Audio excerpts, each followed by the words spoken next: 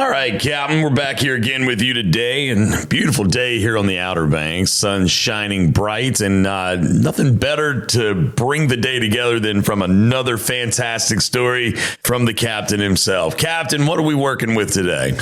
Well, I'll tell you what I was thinking about, Justin. I was remembering the good old days on the Reelin, and had a charter one day. My mate was Mike Pullin. He'd come out from California.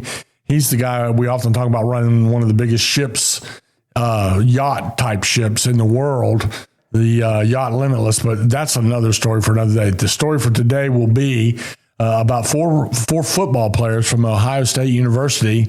They came down before they got into summer football practice and booked my boat, and easygoing, fun-loving guys. And we had an adventure with a shark that is one for the good old memory book.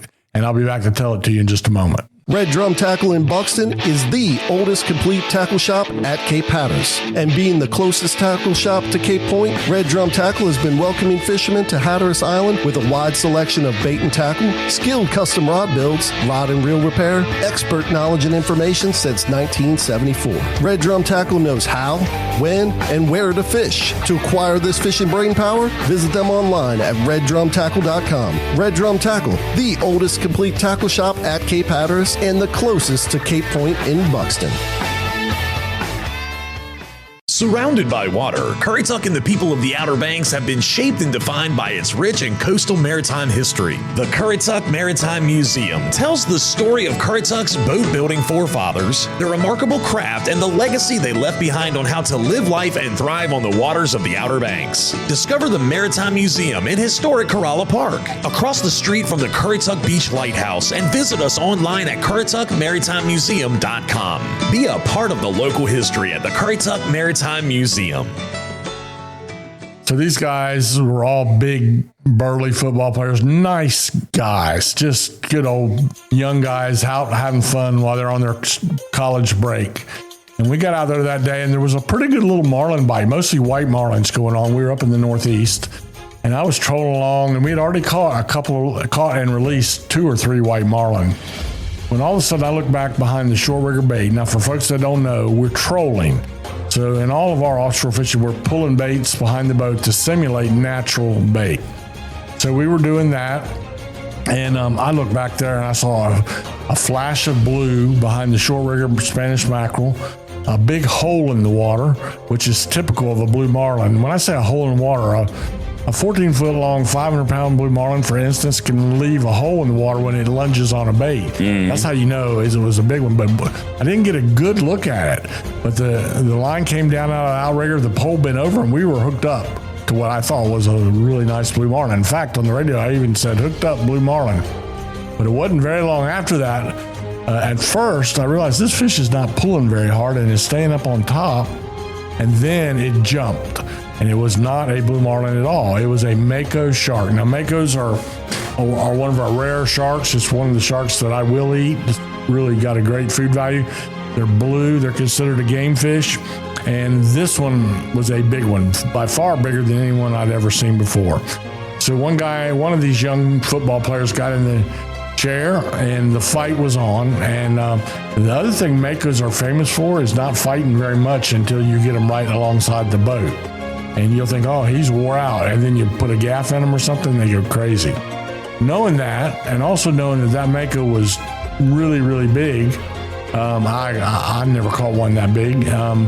I said, I wish I had a gun, so we knew we wanted to take it. Right. So I wish I had a gun. I didn't have one, but VP Brinson on the Fido. Yeah. Remember him? Yes. VP was like a mile away, and he says, I got a shotgun you can borrow. I said, well, bring her on over. So while we were hooked up, laying still in the water, he came in bow to bow. His mate passed the shotgun. He said, there's 5 shells in it. 5 shells in it. I thought, good, he's already loaded it. Passed it over to us, and he pulled on away. So then we continued fighting the fish. And we had a guy named Larry from West Virginia that rode out with us. He was one of the fish house boys. They clean the fish every day. Uh-huh. And a lot of them on their days off would ride offshore because it's, something fun to do. He was old country boy, deer hunter. He said, I'll handle the gun. I'm like, good, that's fine. You handle the gun. My mate, Mike from California, I said, you handle wiring the fish up.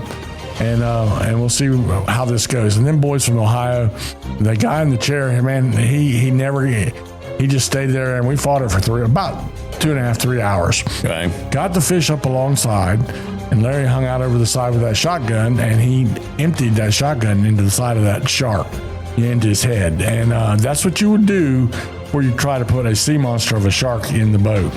So he did that.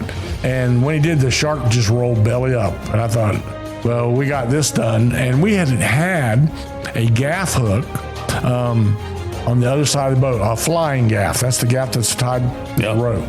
But we had it on the wrong side. So I meant, go untie the flying gaff and bring it around to our side of the boat.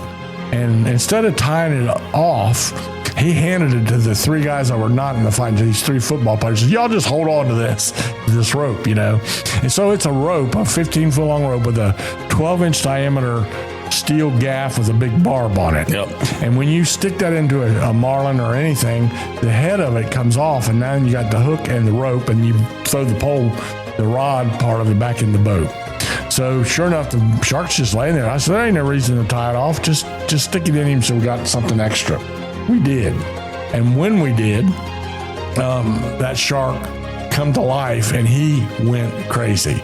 So he started, them 4 boys, that shark was fanning his tail and throwing water up over the back of the boat. All of these boys from Ohio State, like you can imagine, this is a story they're going to tell their grandkids, Right. And I'm thinking, wait a minute. And then the leader snapped, and I thought, the only thing we got him on is by those 4 boys hanging onto the end of that rope.